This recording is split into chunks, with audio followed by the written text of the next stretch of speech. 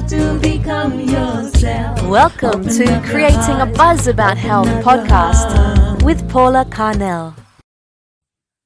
Hello. So, welcome to this latest podcast, and I am delighted to be joined by the wonderful Jody Mitchell from all over the other side of the world in New Zealand. So, welcome, Jody. Thank you, Paula. Awesome to be here and see you again.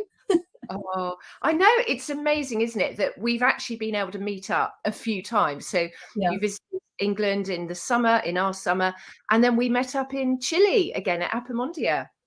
Yeah, so it was fantastic. You were speaking and I was judging in the World Beekeeping Awards. So we've both had a pretty big year. So it's been great.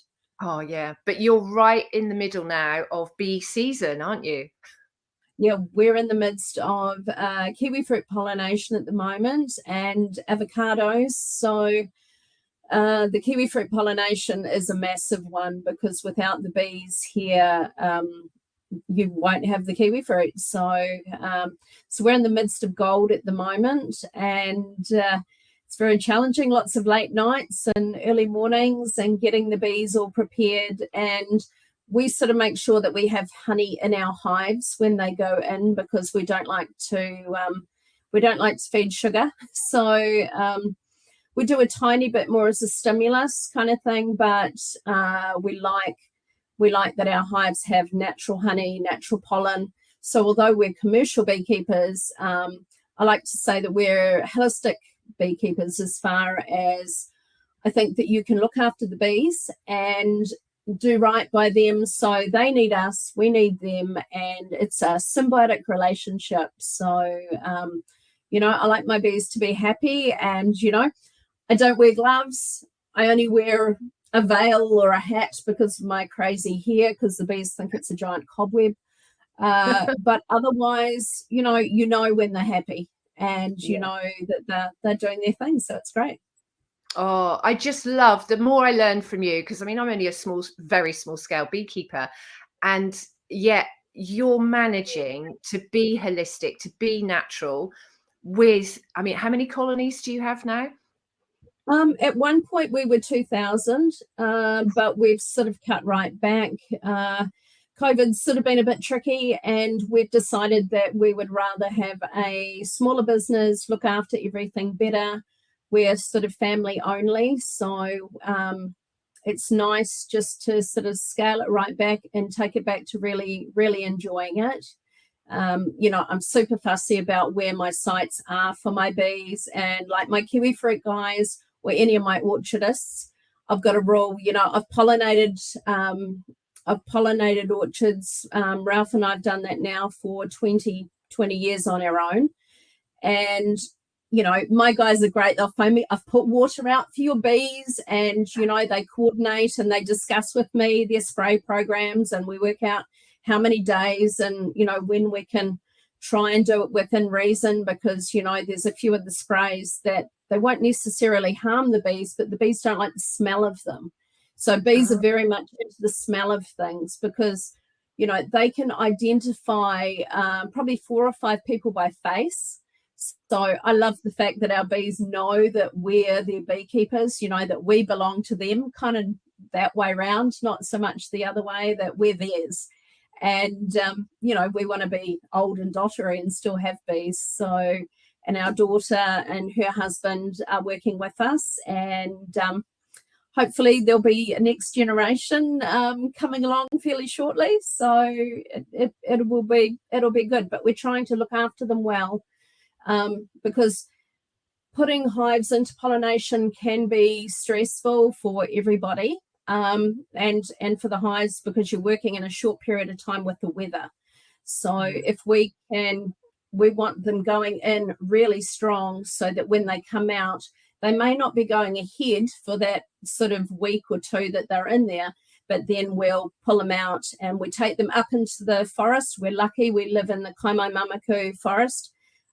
So we can take the bees out, put them onto some lovely native honeys, and they chuck out all that extra pollen that they don't like because they know they can get something better locally. So they chuck that out, and they can get onto rewerewa and tawari and some of our amazing crops that will give them a super boost, really.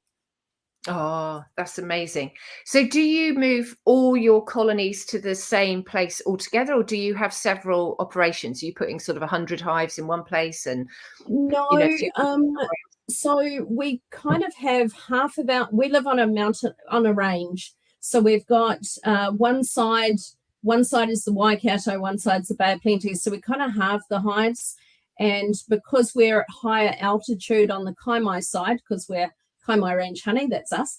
Because we're on the Kaimais, those ones come on probably a week or so later because it's colder and we're higher altitude. So we kind of work with the climate of what's happening and bringing those hives on. So we know which ones will come first. And so we've got this kind of, you know, we're working out the dates of getting them at the exact size right, because you want them big, but you don't want them to be swarming either.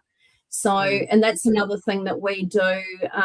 We try and work with our hives, so what they want to be doing at the time. So within the whole season, in the spring, the hives want to be swarming. They want to be growing and developing. So what we do is that's when we will quite often make our splits. Then we'll use some mated queens and we'll take off the excess bees so that those hives think that they've already swarmed. And then that way we're working with nature, not against it. So throughout the year, everything that we're trying to do is trying to work with that cycle of what do the bees really want to be doing. And then once we get right to the other end of things, after hopefully we've done honey, which this season we decided not to do honey. It rained so much and the conditions were really not great. So normally we take our hives to Taranaki, which is 5 to 7 hours away, for our manuka crops and our bigger bush crops.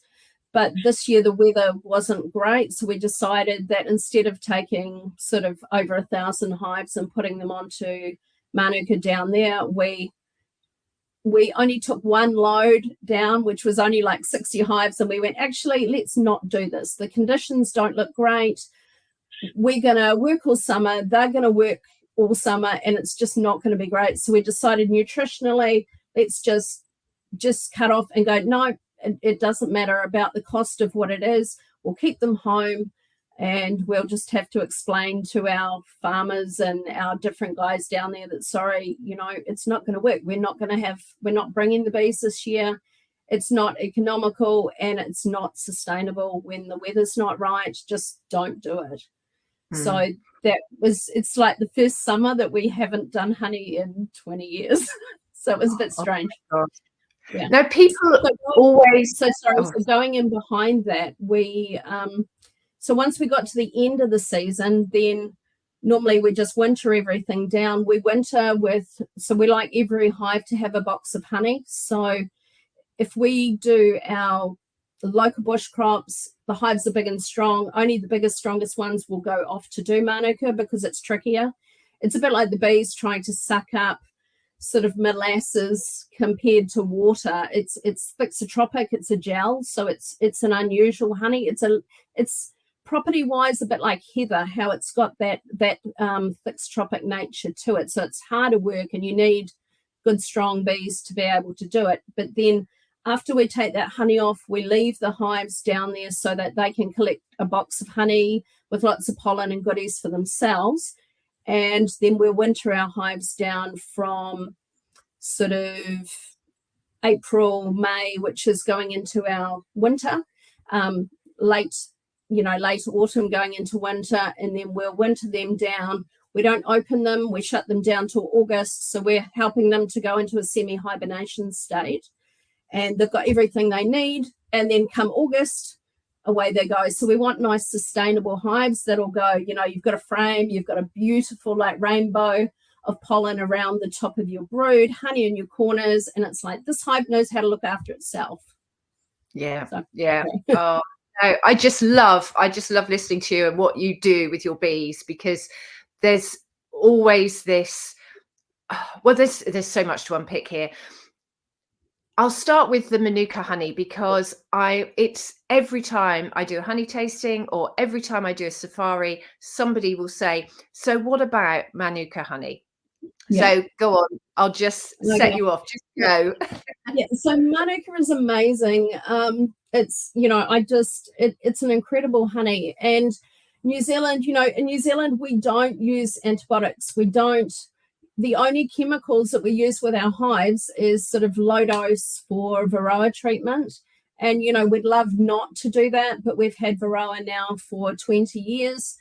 And so a lot of us are actually still we're using some synthetics, but we're also using organic treatments, becoming really popular, working in that cycle of things. So there's a combination of synthetics and organic. But for our standard for New Zealand, we would actually be organic for the standard for the rest of the world, but New Zealand is way stricter with our organic standards. So we don't have antibiotic use at all with our with beehives in New Zealand.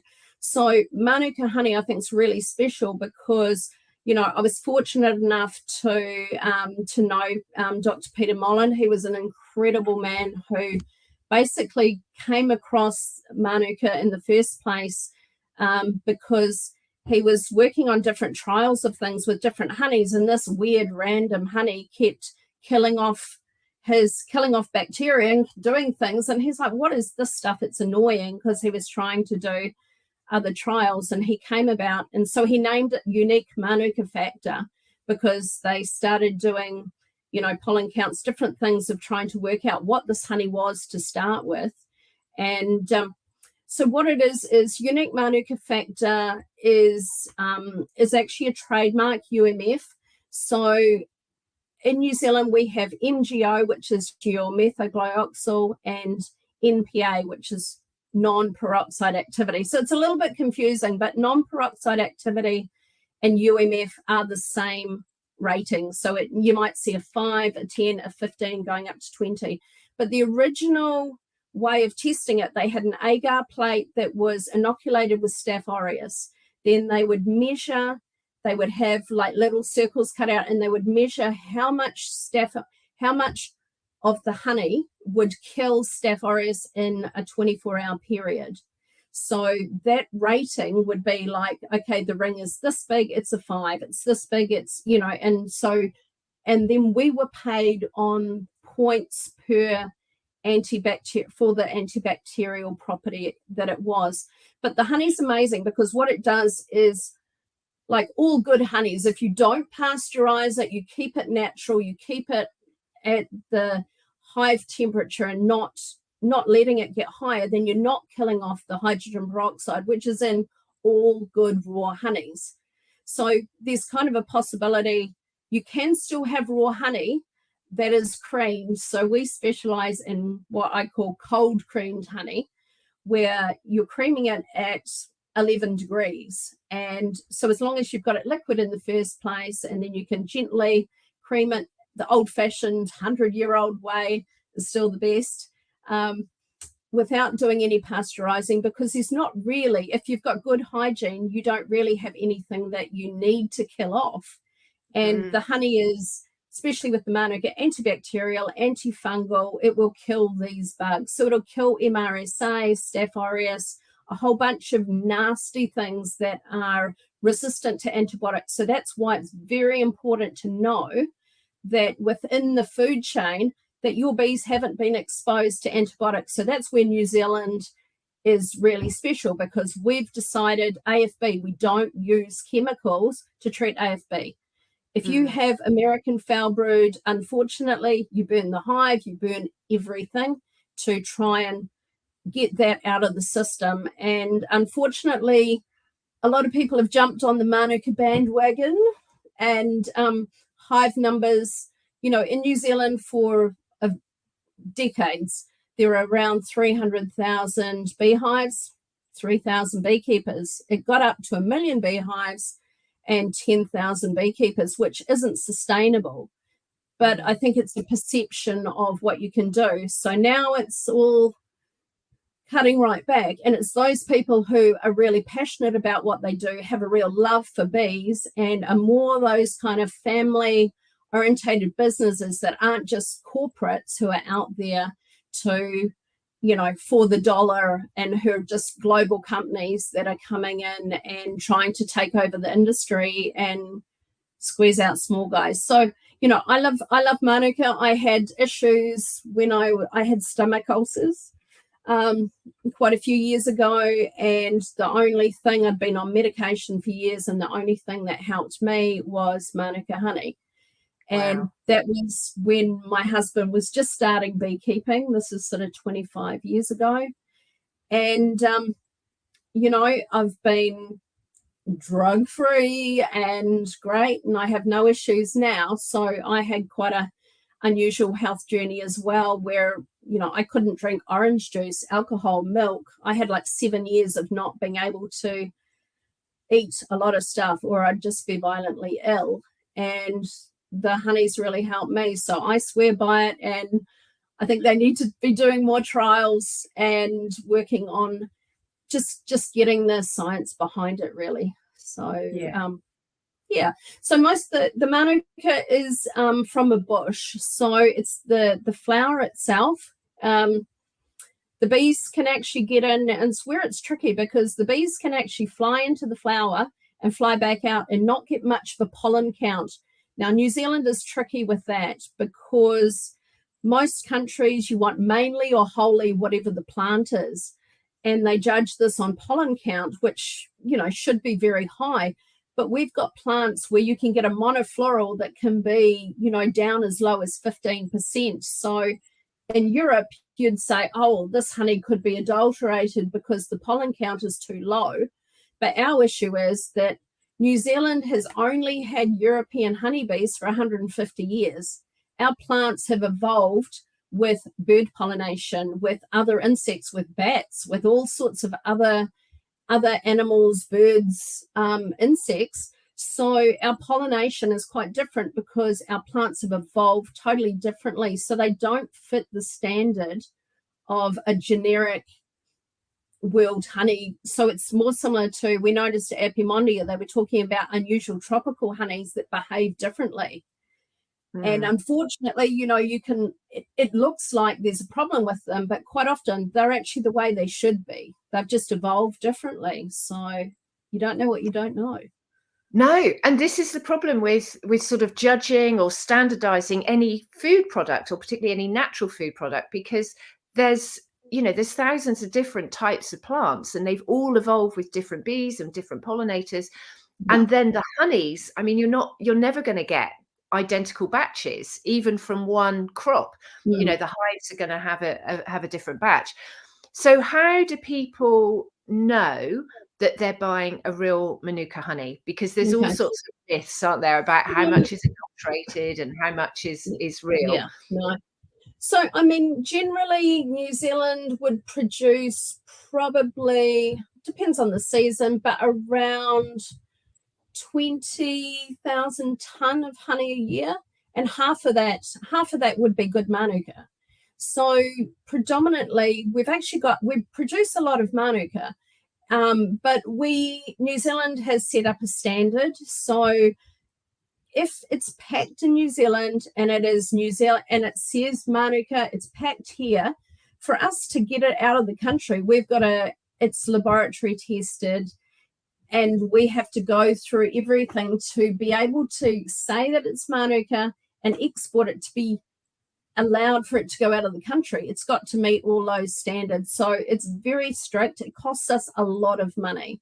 So just the testing, every time you go through, you can spend easily $1,000 on testing of a drum of honey. By the time you test it a couple of times, so, okay, when it's raw, you might test it then, and then you'll test it before you're going to do a pack, depending on whether you're packing it into a smaller amount or a bulk lot, and then you'll have your final production testing at the end to go, okay, it has all the properties that it needs to have within that honey. So really, buy honey that's packed and produced in New Zealand is the big one. You know, there's some amazing real Manuka. And the other thing is, especially in Europe and in the UK, you see labels that say Manuka honey 5 or 10 on the front, but when you read the back of the label, it has EU and non-EU honey. Well, that's crazy. We're non-EU, so why would you have EU honey in your Manuka? You know, Yeah. and then if you read it, it basically says that it's been cut 50% with another honey. Well, that legally, it can't happen here. It's not allowed to be exported here. So it's happening in Europe. It's happening in other places. The good thing with us too is we don't allow any other honey and bee products into New Zealand. So we're not able to blend with anything else that might be honey from other countries that maybe aren't so don't kind of meet codex or don't kind of meet the standards for pure honey. So, you know, we don't want things with antibiotics. We don't want anything that's got C4 sugars, or even worse, C3 sugars. So, you know, there's a whole bigger thing. There's such an industry of people who are trying to scam stuff that it is really hard.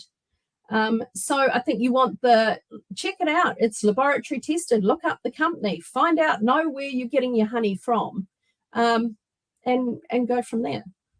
And what about cost? Because I have people saying, oh yeah, I just get Manuka honey from wherever, a supermarket, and they're paying £8 or £10 for a jar. And I'm like, well, that's a bit too cheap. You know, it should be, it's, you know, what is the sort of guidelines? And also people don't understand the different, I mean, you've already explained about UMF and MGO, but, you know, if you're wanting an everyday honey, what should you be looking for? If you're wanting a Manuka, or what if you're looking for a really good, something to heal stomach ulcers? What are you looking for there? So generally your kind of everyday Manukas, you're looking at that sort of 5 through to the 10s is sort of an everyday general good quality honey, general tonic honey.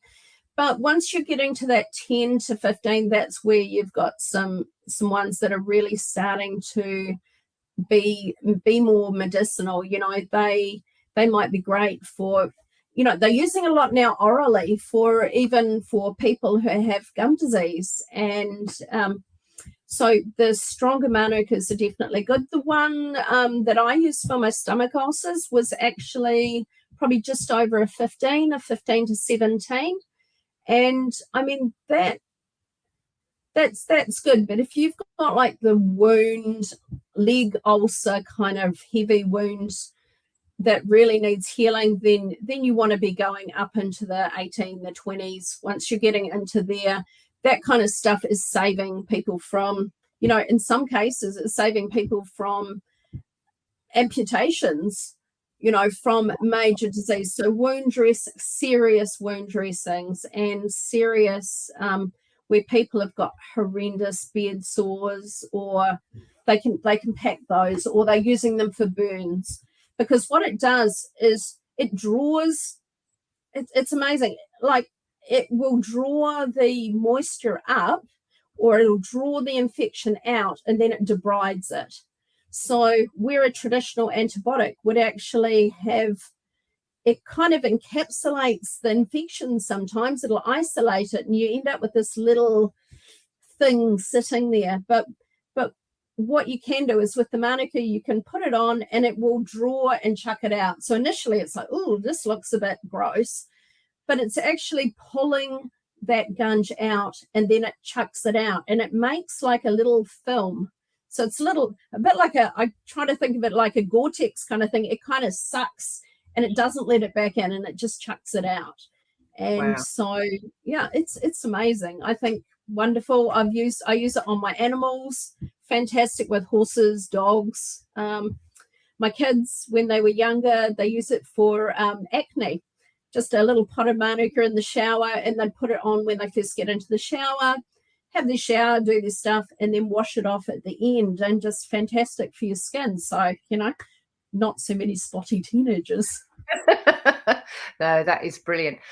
So if you're talking about a 15 UMF, what would that be the equivalent of in an MGO?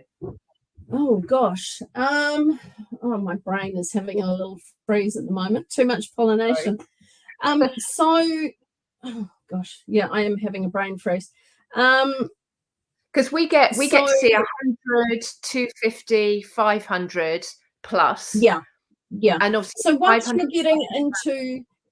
you're getting into that sort of, the 250, 500 and going up into there, then that's where it really, your 500s, your 250 is sort of around that 10. So above that 250 and above, you're looking more into that general healing kind of range, where it's a little bit more, it's a little bit more than your standard sort of tonic.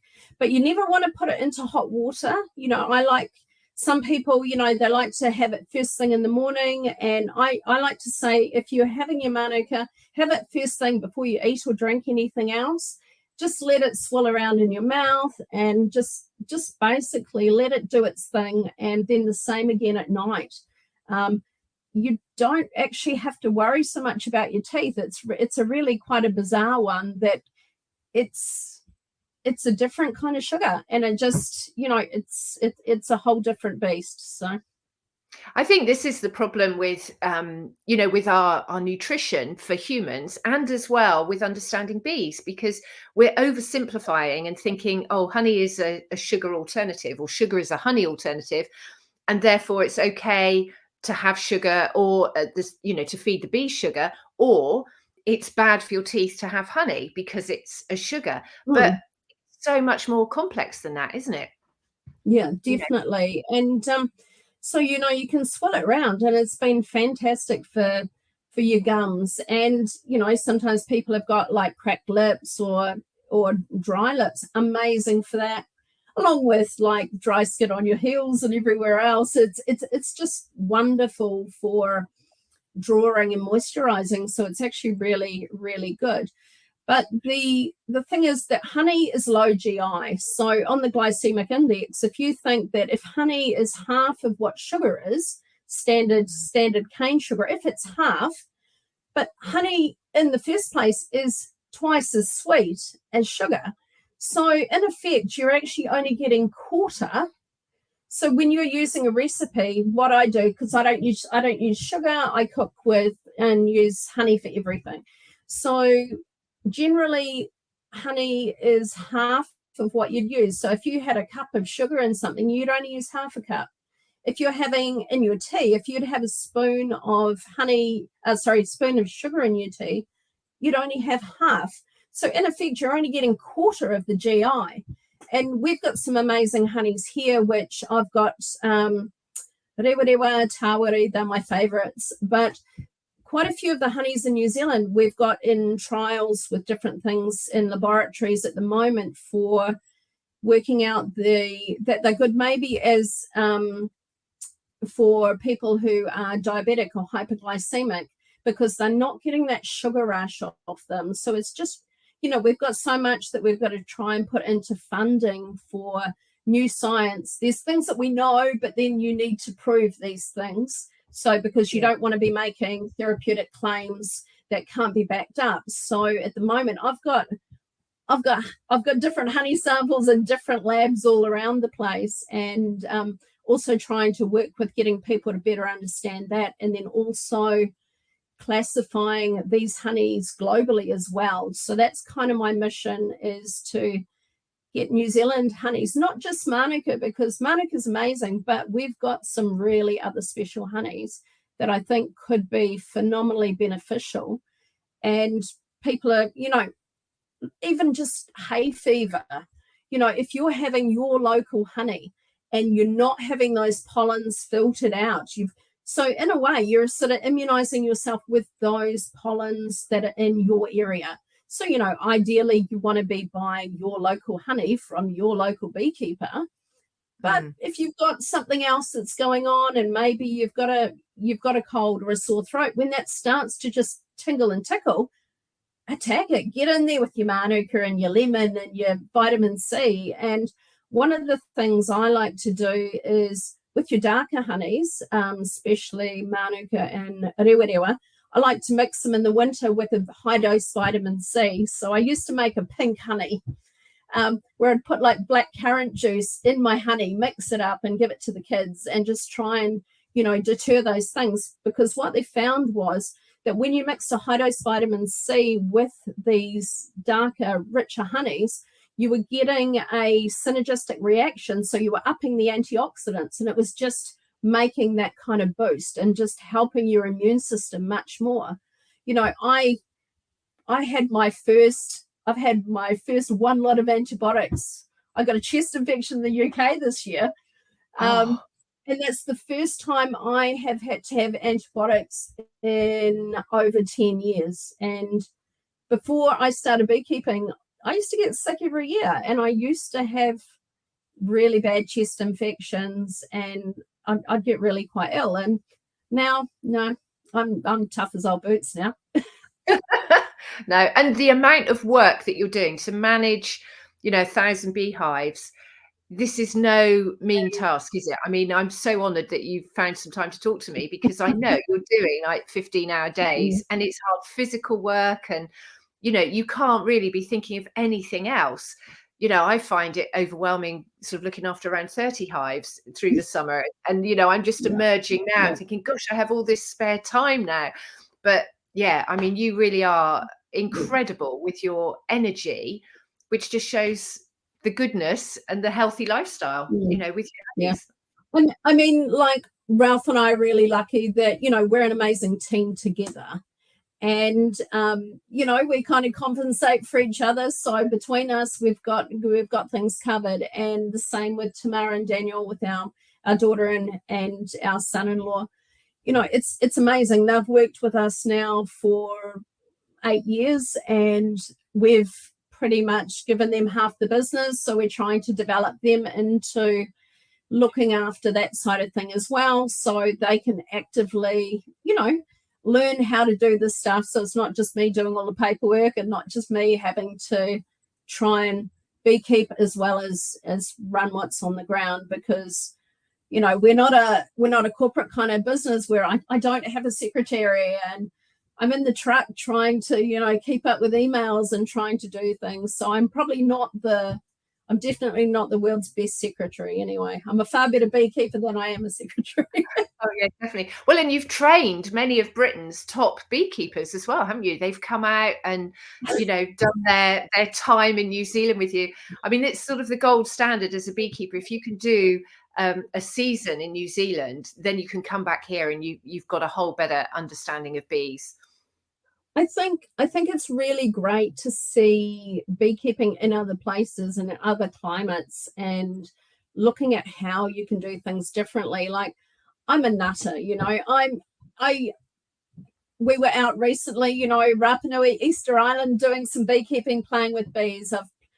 We've worked with hives in Scotland and in Cornwall and in Hungary and Canada and all over the place. And, that's just what I love to do. I love to see how people are doing stuff. And it's really great when people are always emailing. My house is a train station of people coming and going. In the last month, I've had 4 lots of people from the UK and from Canada and from all over who have come out, and they come and do some stuff with us with the bees, and we talk about what we're doing, and that don't need to wear gloves, and you can, you just need to get in the right zone of things. And I'm a great one I grew up in, my family were the first beekeepers in the Kaimai range where we live in 1920. And as a child, I hated bees. I would pass out, I'd swell up and throw up and pass out. I wasn't anaphylactic, but I would get so stressed out that, my dad would say, just get out of the car and go straight to the house. And I'd be 7-year-old and I'd be crying, I'm going to get stung. And I would get stung. and I'd be the only one who gets stung. And then my uncle, he'd say to me, he was a commercial beekeeper, and he would say, you're going to have to stop coming to my house, because every time you come to my house, you kill a bee, so you're going to put me out of business. And he thought it was funny, and I was just so traumatized. Oh my God. But then we decided, later down the track, the ironies of life, I ended up, now I'm the biggest bee nut, but I had to learn that, I say to people, think of your favorite thing, or think of a word, think of relax or calm or love. Say a word in your mind. And, if you really can't flap, because if you flap around and swat the bees, you scare them, they sting you. So it's them protecting themselves from you. So you want to be, calm and chilled. And so, most of the time we don't even wear our bee suits, and we're just really chilled about it. And it's our fault when we get stung, because you might put your finger in the wrong place, or so we brush the bees off the frames, move them out, pick them up. You don't need to be squashing bees, because when you squash them, you set off alarm pheromones. Then they get ramped up, and then they recruit their mates of, somebody's hurting me and I need to do this. And it all just turns into a mess. So if you smoke your hives gently, we use pine needles, we keep it natural, we put damp grass on top, so it cools the smoke, because you don't, you want your bees. Some people go, smoking's bad, but it's like, no, you have to learn to smoke properly. So you smoke your hive gently. You want your bees to think, okay, there's a fire somewhere. I might go and get something to eat. There's a fire somewhere. I'll get something to eat. I'll just come down and I'll just wait, and I'll just see what I need to do. Not, holy shit, my house is on fire. Because, and that's the way I try and say to people, think of smoke your hive gently with a cool smoke. It's not, you want your bees to think there's something going on, but not, heck, my house is on fire, we need to all evacuate now. So, it's different ways of just going gently with them. And I say to kids, if you're going to flap around, just put your hands in your pockets. Girls, tie your hair up. I wear a beanie a lot of the time because, the hair's pretty crazy. But otherwise, generally, you don't need anything else. So, don't upset them. Yeah, that is the key thing, isn't it? It's just understanding the bees and realizing that, we can upset them. They're not inanimate beings that we just go and take all the honey from. You have got to understand they've got a lot going on that they're thinking about, and they've got to work on, and then you come in and interrupt that flow. So I just love, I've learned so much from you, from you both with your beekeeping. It's brilliant. No, that's cool. And I think for us, like, we run a double brood hive, so we've got this thing where whatever's in those 2 boxes you don't touch. I don't care how much honey's in there, how much other stuff. We put in nice new drawn comb on top. They draw it out from scratch, beautiful white comb, no residues, no crap, nice clean honey. And those boxes that are above there, then that's fine. The bees will put what they need into those bottom 2 boxes. So they will pack that honey and pollen around that brood nest. And so for winter, they'll put down what they need to put down. If it's down there, it's theirs. So that's the way we kind of look at it. So it's that compromise. If we're going above those 2 boxes, what's above there is excess. Because, they work really hard and they're doing a good job. And some of these flows come in pretty fast and quick, and you get a lot of it. So, for us, that's the excess that we can take. They need us, we need them. And, if beekeepers, people forget that without the beekeepers, the dangerous ground, vegan, but the dangerous ground really, because, they're more than happy to have almond milk and do this and that and everything. But where does that come from? The bees have to work and pollinate those plants to get them. So you want to do it in the right way. And you want it to be sustainable, and you want to know that those hives, they're going in well, they're coming out well. And a big thing for us is educating people on not spraying providing good conditions for your bees so they can come in well and come back out, and that they're not in there for too long, so it's not detrimental to them. It's weighing up. It would be nice if, I'd have bees in the garden and I don't have to make any money and it's all great. But, this is how we make a living, and I want to be still doing it till we used to have a lot of 90-year-old beekeepers in New Zealand who still have a few hives. My great uncle was one of them. He went to a retirement home in the country, and he would only go if he could take 4 beehives with him.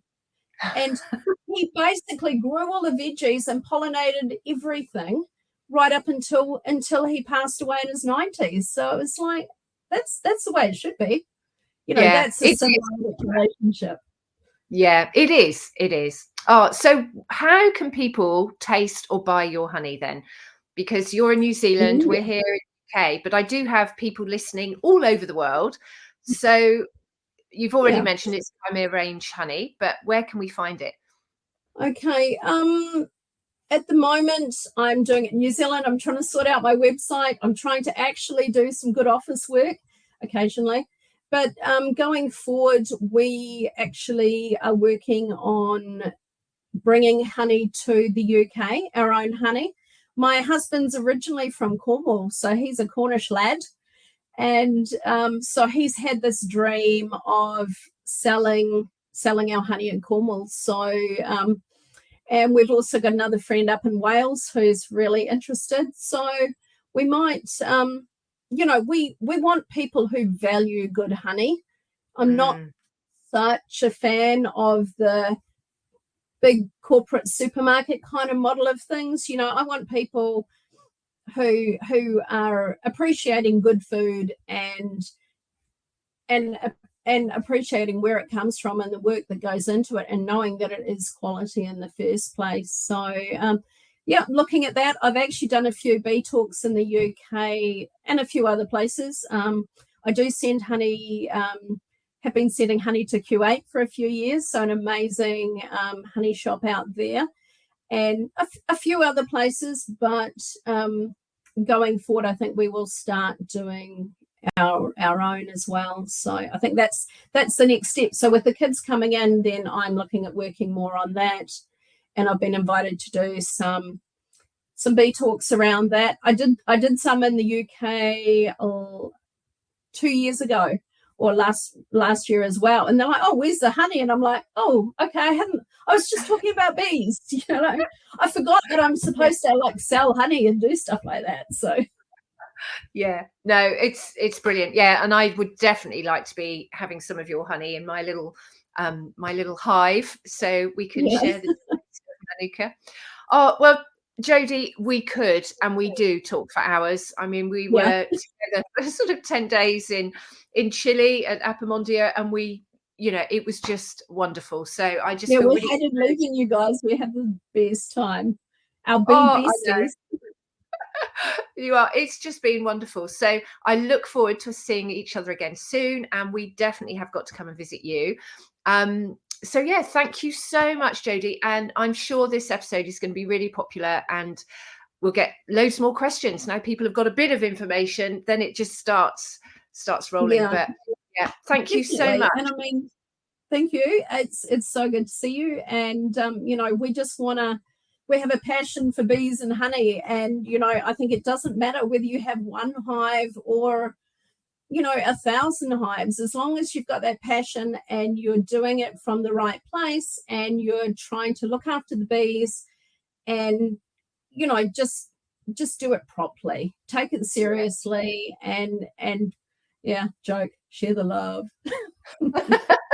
Oh, and on that note, we'll end. So thank you so much for creating a buzz with me today. And thank you. If you've enjoyed listening to this, then do share it, write a review, let your friends know about the joys of Manuka. So thanks very much. You have to become yourself. Join us next time on Creating a Buzz About Health podcast with Paula Carnell. Buzz you later.